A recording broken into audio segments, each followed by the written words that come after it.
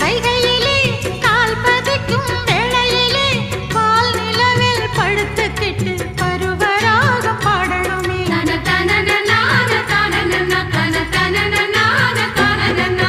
சொக்கனுக்கு பக்கத்திலே சோடி என்று வந்தவளே நூல் புடவையில் ஒளிஞ்சுக்கிட்டு நினைச்ச தாளம் போடணுமே.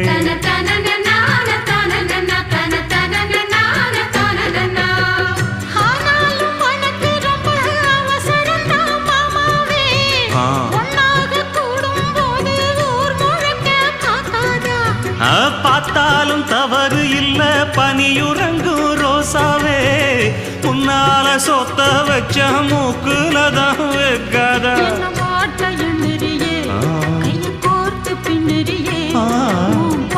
பாடி பல விதமா சேட்ட பண்ணுறியே செங்குருவி